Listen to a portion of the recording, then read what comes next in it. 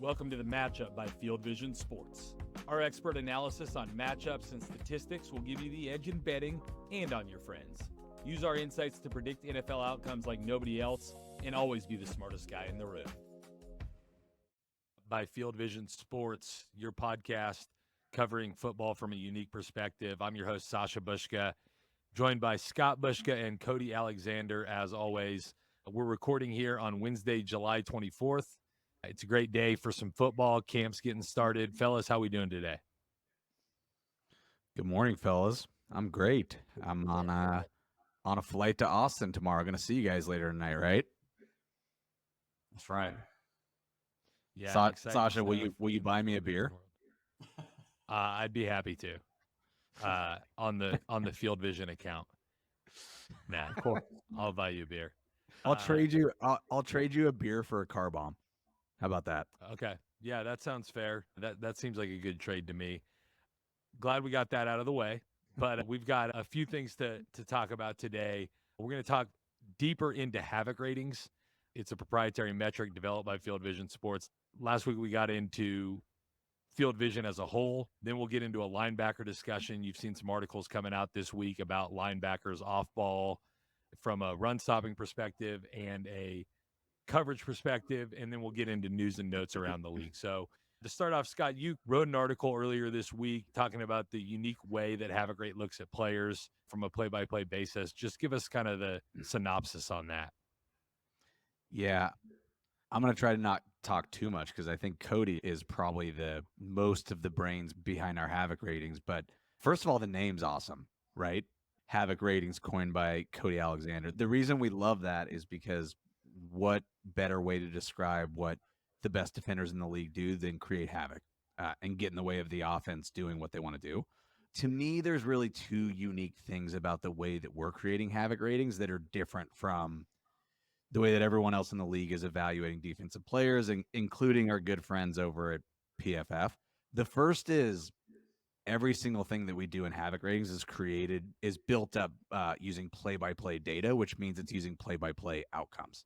So when we give a player a Havoc rating, it's based on every single outcome that he's created on every single play that he's played over the last several seasons in the NFL.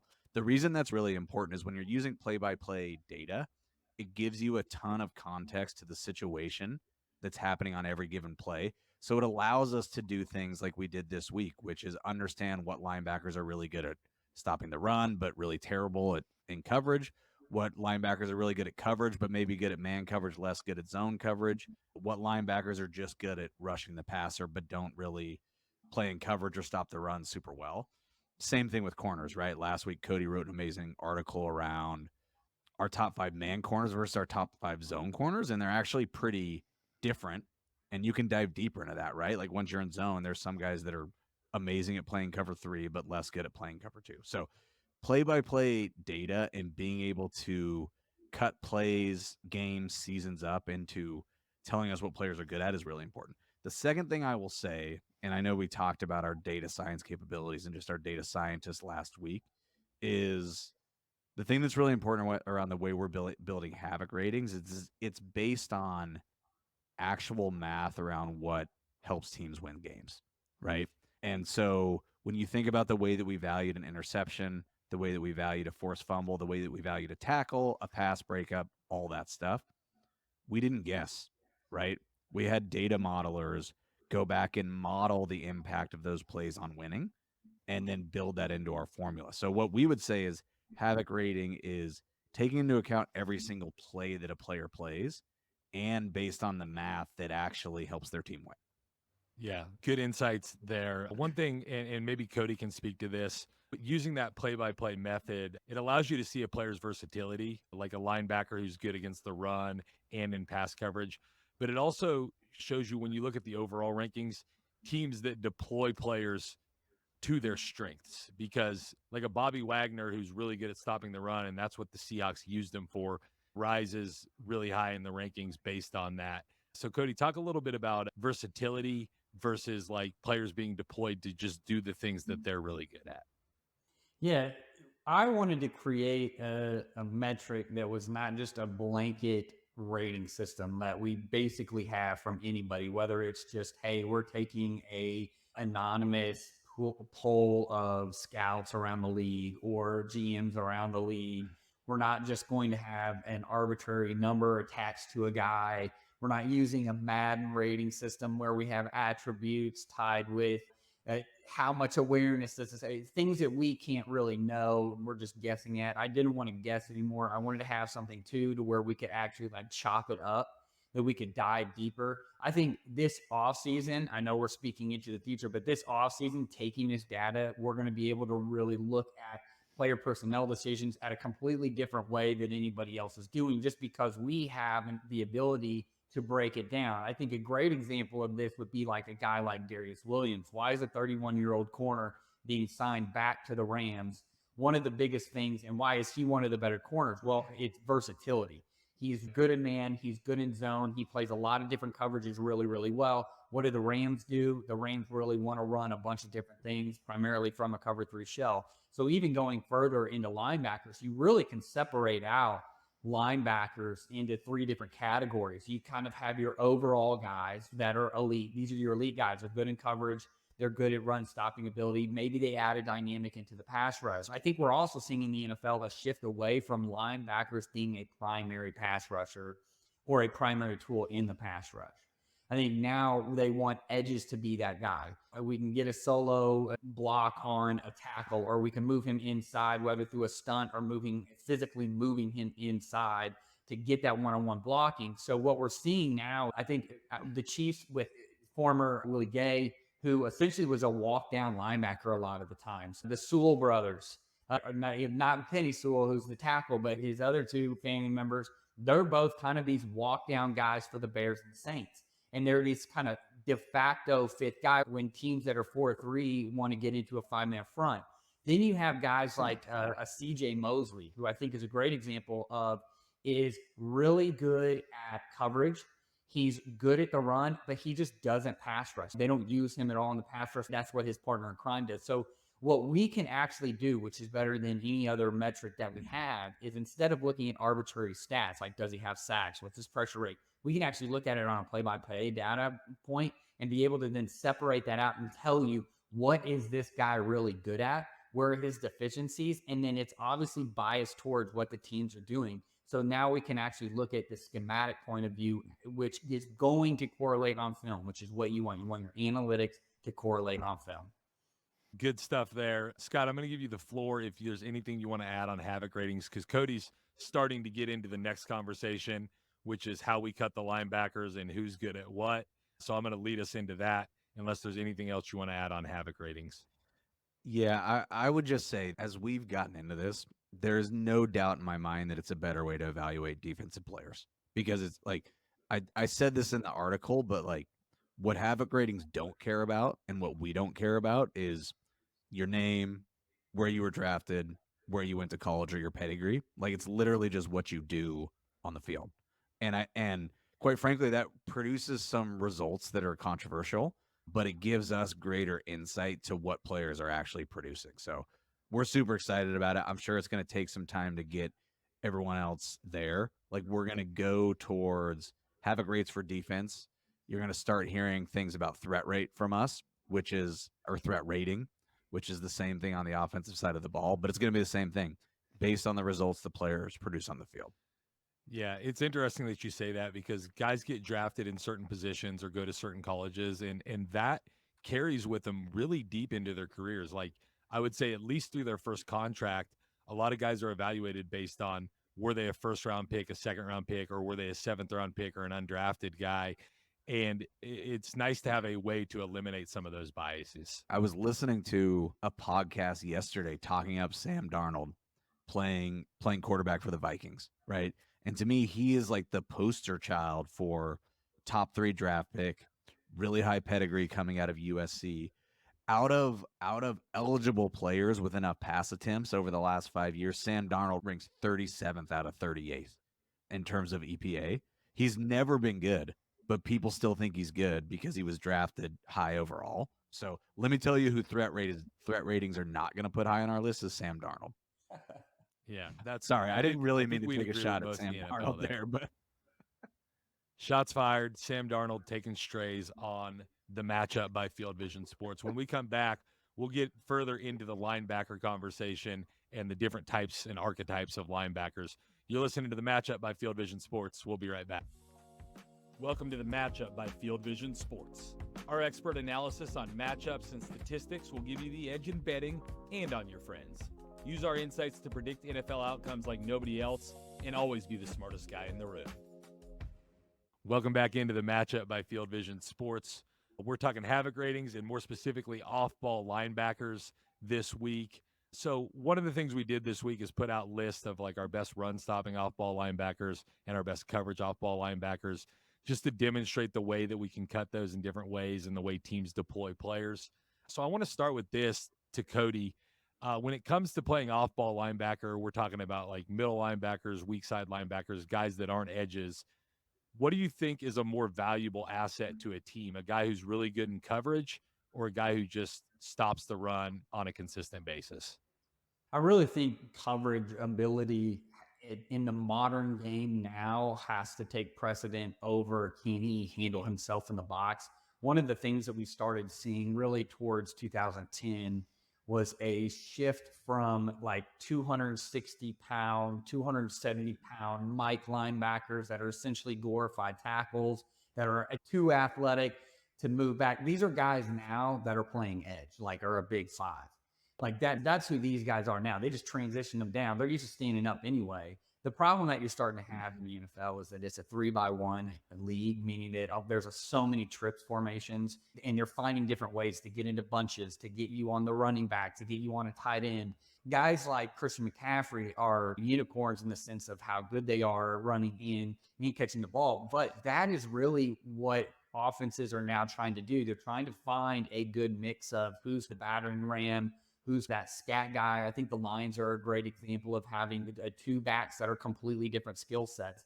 So how, as a linebacker, do you stay on the field? And I think if you want to stay on the field, you have to be good in coverage. They can't hide you in the A gap. I think there's a very few amount of teams. The Browns, I think the Commanders this year will be like that, where you are going to be in a 4-down structure. You're going to run a lot of cover 3, a lot of cover 1, and you're going to have that one linebacker that really doesn't have a responsibility or is what teams call a rat.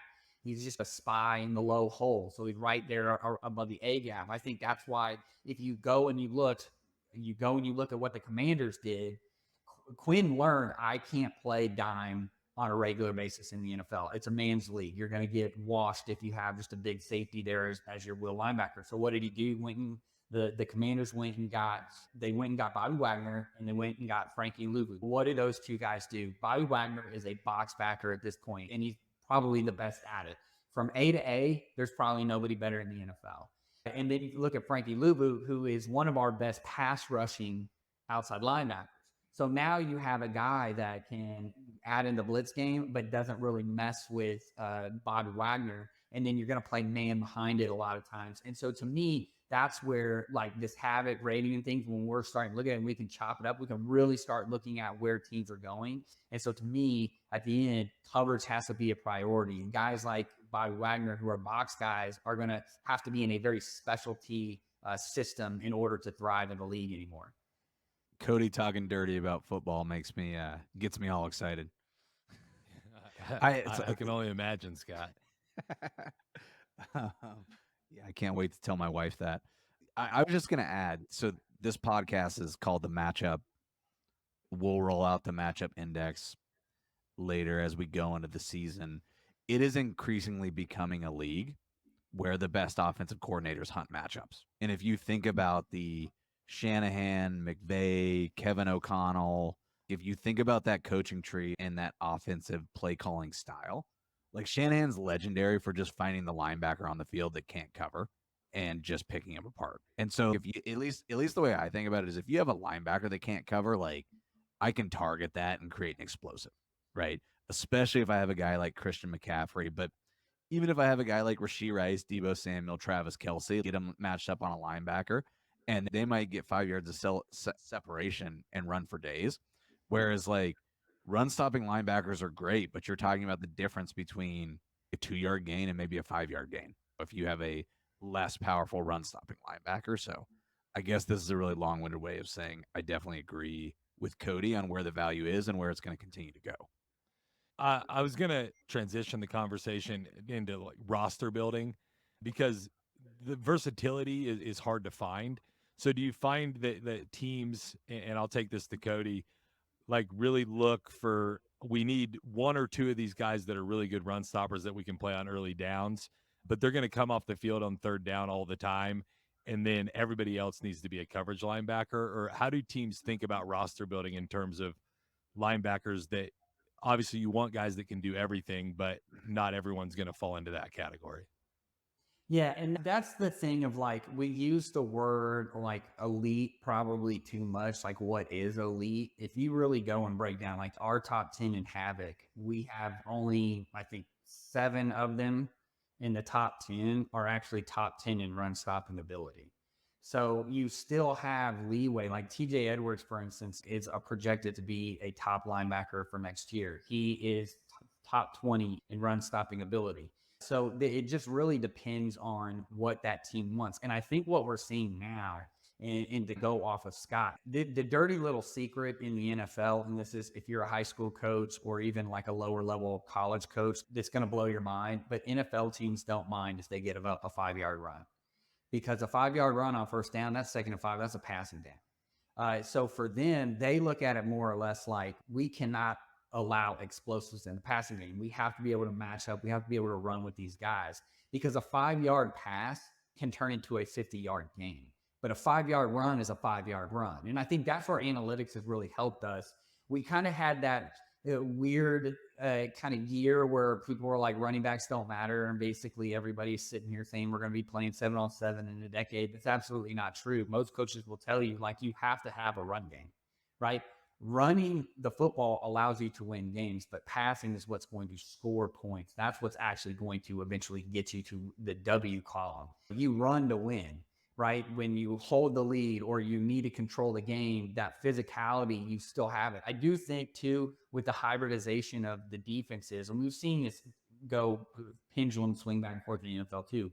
Defenses go light, offenses go heavy. The problem is now we're in the post-spread era. So even when offenses are going heavy, they're using spread concepts. They're running 11 personnel plays out of 12 personnel to try and mess with you on the base. And it goes back to what Scott said, like Shanahan's the master at it. That whole team is built for you to make the decision of, do I go light and get in my nickel package? Okay, we're going to hammer you in the run game. Okay, we're going to go heavy and we're going to go base. Fine. We're going to put Kittle out wide. We're going to put Juszczyk and run him on a slot fade, and he's going to get a 40-yard touchdown off of it, because your box backer is going to have to carry the fullback because that's who you match up with. So I think, to me, teams now, the Bills are a really good example of Matt Milano, and Bernard is a Baylor guy and very athletic linebacker. They're a little bit more slight, but they really use that front. They've really designated that front to be dominant, and they went out and got guys so that they can protect those linebackers. And so now you can play more zone,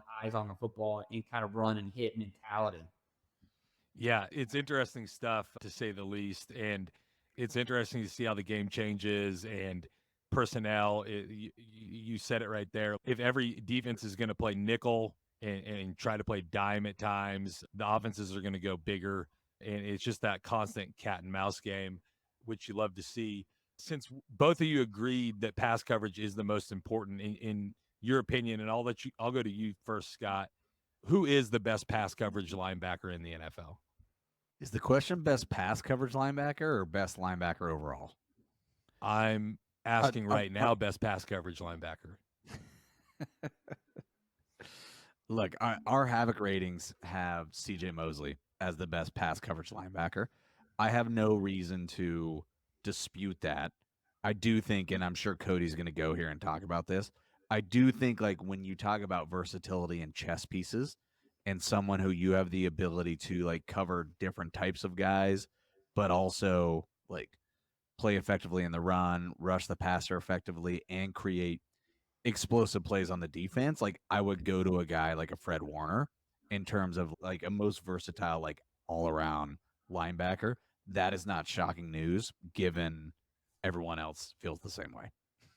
I think, in my opinion, Fred Warner's probably has been the best coverage linebacker, probably the best overall linebacker in the NFL for a long time. And the reason why is because he's just an absolute alien in terms of athleticism. This is a guy who has been used in a primarily cover three system. They do run a little bit of quarters, but they want him to carry verticals up the field. And he's able to do that. Every time they play the Cowboys, there's a shot of Fred Warner just trailing CeeDee Lamb hip for hip, just right there. And there's not a lot of guys that can do that. And when you do that, you now can expand the secondary. The safeties can play a little bit deeper. They can play a little bit looser. They're not having to nail down. You're passing it off to a guy that you know can cover. And CeeDee Lamb's one of the best slot receivers we have in the NFL, really one of the best overall receivers in the NFL. So to be able to cover him, to me, is what sets him apart. What he gives up, which is minimal in the run game, and he's not necessarily a great pass rusher because he's not asked to do it. I think if you rushed him, I think he would be fine. But to me, that's what makes him kind of the number one guy on our list of just who are the best off-ball linebackers. Fred Warner's got to be, if not at the top, at least 1B. Hey, Cody, can I ask a follow-up question there related to, I'm just curious your point of view, how important a holistic linebacking core is and how they complement each other. And I'll tell you what made me think about it. In the Super Bowl first half, the Chiefs couldn't get loose with anything. And then Dre Greenlaw goes down, right? And I think we have Greenlaw as our 22nd ranked pass coverage linebacker in Havoc ratings.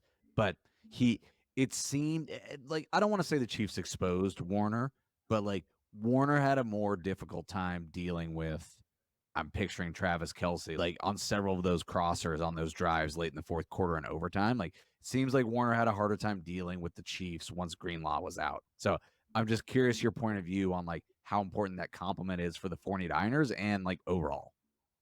Yeah, because what Greenlaw allows Warner to do is actually play for more depth. So Warner can actually kind of move a little bit deeper into coverage. He's kind of your weak linebacker, meaning that he's typically in a 3-by-1 set. He's going to be the one that's carrying the vertical cross. So like that big deep cross the NFL loves to run against cover three, they're running it right in Fred Warner. When you lose Greenlaw, now you got to move guys around. Like Greenlaw, to your point, Greenlaw's like number 22 in coverage, but he's number 5 in our main rating. So he can match up really well with a running back or the tight end, which really just detaches more to just be a coverage first defender, and he doesn't have to match or relate to a different player. And so when you have a tandem like that, and I mentioned like Milano and Bernard with the Bills, you have CJ Mosley, Williams with the Jets, like those two guys really complement each other. Like CJ Mosley is really good at coverage, not great at pass rush, right? And then you have Williams, who's really good in the box, can pass rush a little bit. So even though the Jets don't blitz that much,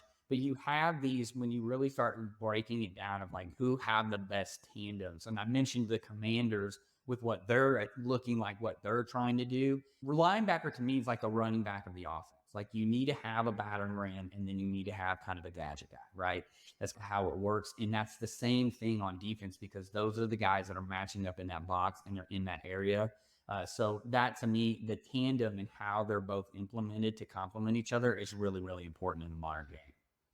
Yeah, I like that comparison with linebackers and running backs because if you look at a running back, like they can go out in routes, they can run the ball, or they can pass protect, and it's the guys who can do all three that stay on the field all the time, i.e. Christian McCaffrey. And it's the same way with linebackers, like whether you're a 3-down linebacker or just a nickel or an early down linebacker. So it's interesting to look at it that way and draw that comparison. I have to ask this, Cody, mainly because I think Scott is curious and might add a little levity to the conversation.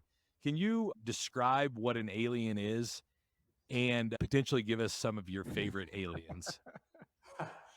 Okay. My eyes did get big when he called Fred Warner an alien. I liked that. I'm sure the listeners will too. I call them 1%ers. This is the 1% of the human population that is just, they're untouchable. I think one of the best examples of this is like Julius Peppers. That I'll never forget that ESPN article that talked about him just eating Oreos out of a vending machine and pouring water on his head because he never worked out. Yet the dude was like 280 pounds and was a first-round draft pick. Like could easily play for the North Carolina basketball team. I mean, that's I don't think a little bit. Huh? Did a little bit. Yes. Like, Yeah. but he was able to do that. Like, and it's just, to me, I don't think people have a natural respect for how large and how fast and how physical these NFL guys are. Because when you actually go and you stand next to them and you see them work, like, we're talking about human beings that are, it's just not normal. And then having a guy like a Fred Warner who can run at his size with the same intensity as CD Lamb, like I mentioned, and being able to match up on a vertical route. Like, I don't think people have a healthy enough respect for what that means. Now, we've got guys like this, like Dexter Lawrence for the Giants. He's 341 pounds and he can get 10 sacks in the NFL. Like, that's insane. Yeah. And even like a guy like Aaron Donald, who doesn't look that big, right? But is just so technically sound, and his quick twitch is so much better than anybody else that he cannot be blocked. And so to me, that's what an alien is. And that's where, when we throw the word elite out, we're not just talking about elite athleticism, but we're pairing that with elite tangibles, like where intellect, understanding, football IQ. Because guys, there's plenty of like alien freak athletic people that are drafted into the NFL or picked up in undrafted free agency, but very few of them actually continue to move on. And they're just not only physical freaks, but also can play football really well. I was curious about Cody's point of view and description of aliens, but the point I was also going to add as he was going through those linebacker tandems is it feels like we might be undervaluing linebackers in turn, and specifically linebacker tandems in terms of their importance to a defense. Because you named like 49ers linebackers, Jets linebackers, Bills linebackers. I would add from last year like Roquan Smith and Patrick Queen from the Ravens, right? Like those are all the best defenses. And so like something that we are underrating is like you have these linebacker tandems and allows you to do so much else on defense. So Yeah. probably not dissimilar from the running back conversation. It's interesting that Well, you say that, because Cody drew that correlation between linebackers and running backs, and those are probably the two most undervalued positions in football right now. yeah, and I think the move to zone coverage, I don't think people understand how the linebackers, especially that intermediate coverage zone, really links everything together from the front all the way to the back. Like, these are your key cogs, these are your links in the chain that are going to be able to get underneath those digs, get underneath those kind of sit routes in the middle, those deep crossing routes that the NFL loves to run now. So I think that you're right. As we see more zone coverage, we're not getting those man on man looks. We're getting more or less like, guys have to be more cerebral. Like I've talked before, like this is not the 80s. Like this is not the program. Like these guys that are playing now, you have to be smart to play on defense. Like this isn't just see open window, go shut it, go run and hit to that guy, go chase the ball. I have one gap, I stay in it, I don't do anything else. I think we've moved on from that. I think coaches understand that. And now in the evaluation part of it, why do we make such a big deal about these like brain scan tests and these IQ tests and all this? And especially at quarterback, like I get that, but like processing ability is a real thing, and being able to process at a high rate of speed. Linebackers have to be able to process whether it's run or pass in a league that is ever increasingly play action on first down, and everything is looking the exact same, and then have to then get back into coverage and know where the formation was to start and where their guys are probably going to be. Yeah. Great stuff. Interesting insights into the linebacker position for sure. We're going to take a quick break. On the other side, we'll go through news and notes around the league and maybe get some thoughts on the difference between aliens and unicorns, because I've been thinking about that for a few minutes now. You're listening to The Matchup by Field Vision Sports. Stay with us. Welcome to The Matchup by Field Vision Sports. Our expert analysis on matchups and statistics will give you the edge in betting and on your friends. Use our insights to predict NFL outcomes like nobody else, and always be the smartest guy in the room. Welcome back into The Matchup by Field Vision Sports, where we're discussing linebackers and aliens. Excited to have everyone with us. Just real quick for some levity off the top, and I think this is a good question for Scott, because we hear this term unicorn all the time in basketball to describe guys like Victor Wembanyama, Just really, or Kevin Durant maybe was the original unicorn. Can you tell me the difference between a unicorn and an alien?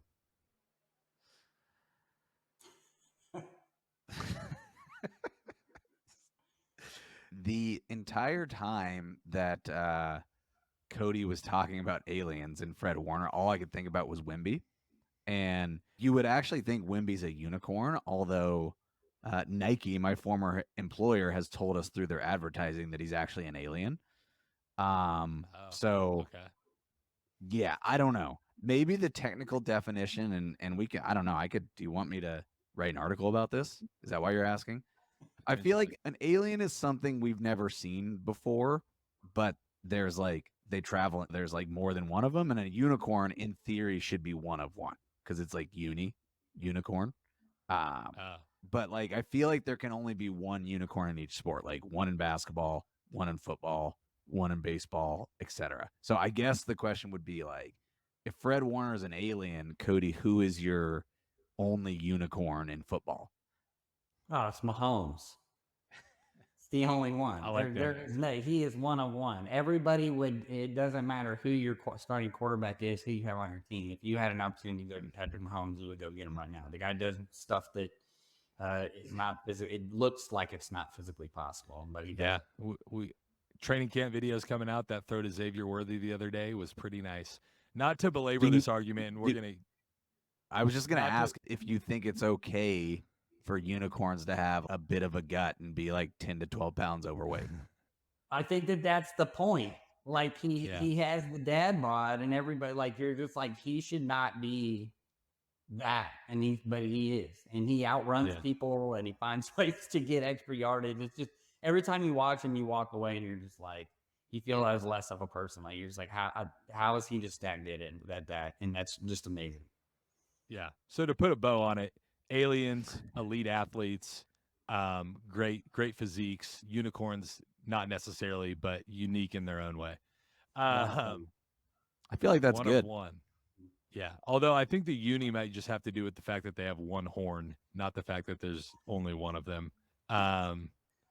Didn't want to call you out on that, Scott.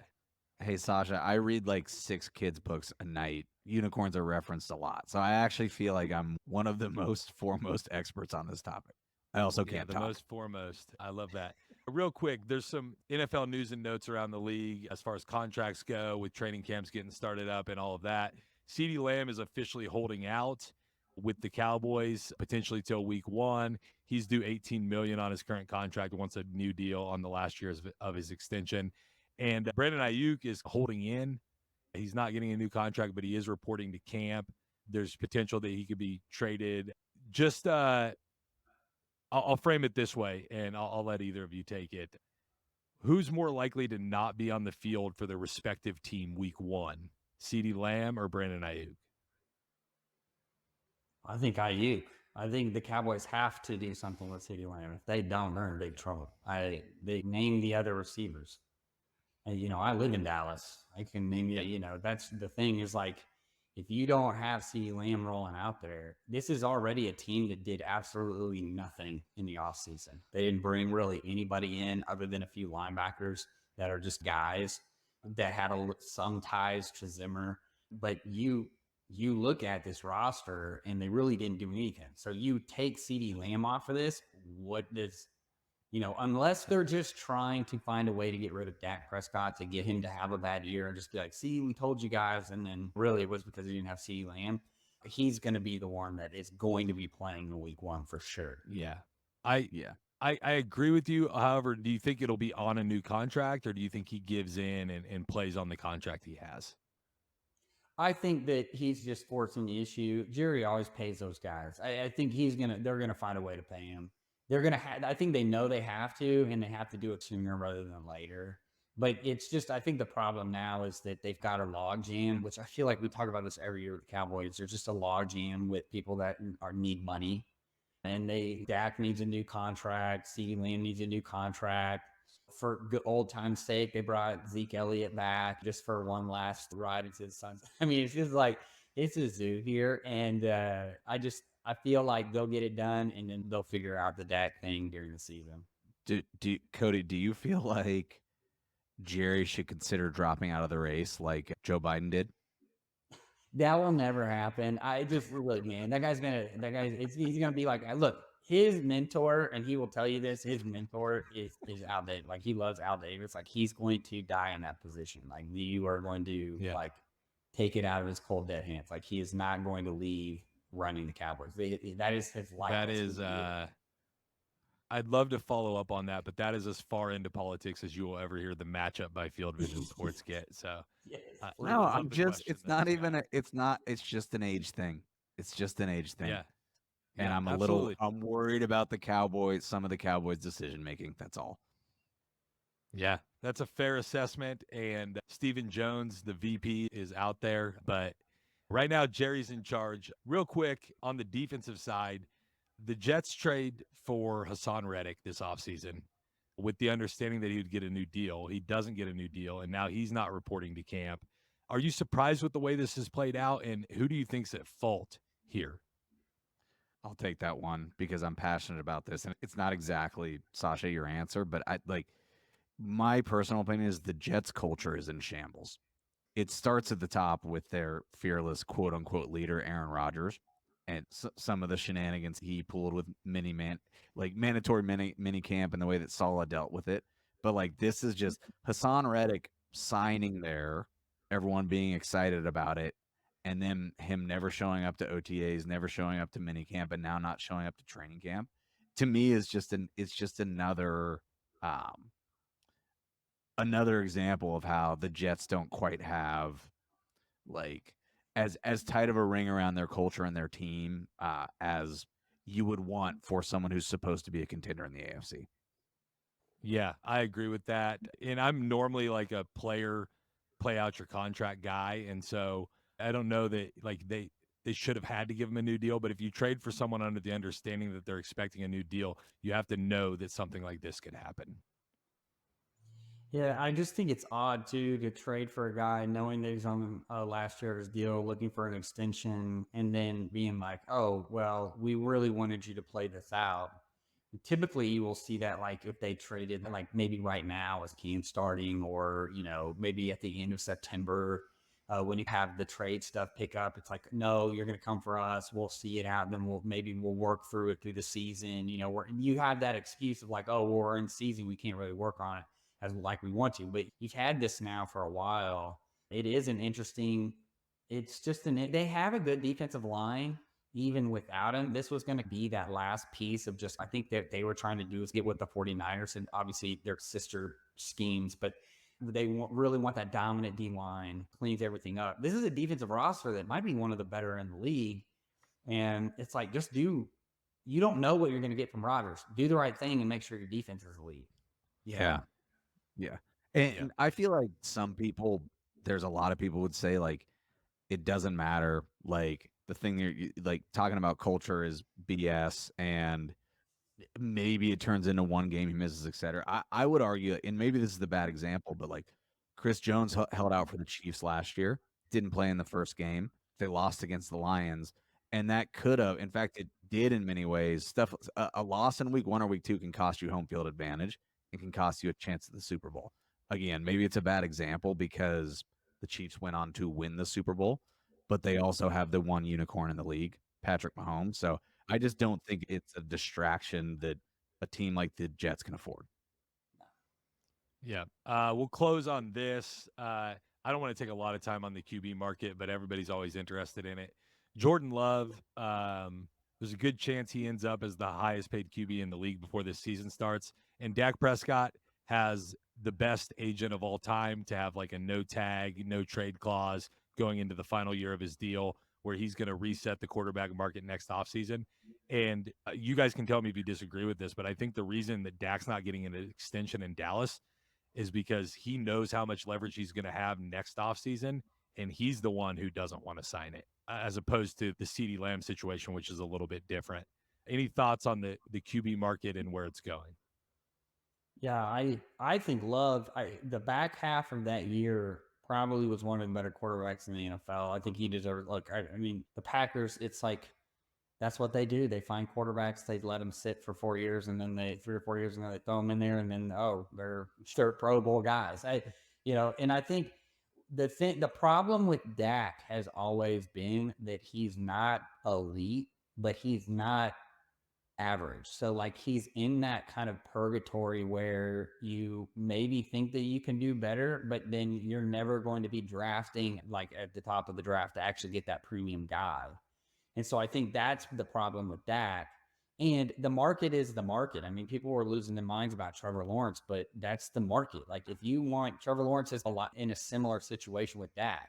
The Jaguars are going to be in the middle class of the NFL almost every single year. They have a decent defense. They have a decent offense. They have a quarterback that's above average that may be able eventually to be in that top 10. So I think with Dak, that's the problem. And I love your point about him just having all the levers, because he does. It could just be now with his injury history, I would say he probably wants the guaranteed money. And doesn't want to go into the season thinking like if I have another catastrophic injury, I mean, it could just be the end of my career. But you just never know where those guys are at personally. But I think Love definitely deserves to have that contract. They need to lock him down. That whole offense is young. And to be able to have that core group of guys for the next 4 or 5 years, spells just a lot of success for Green Bay. Yeah, a lot of talent on the Green Bay roster.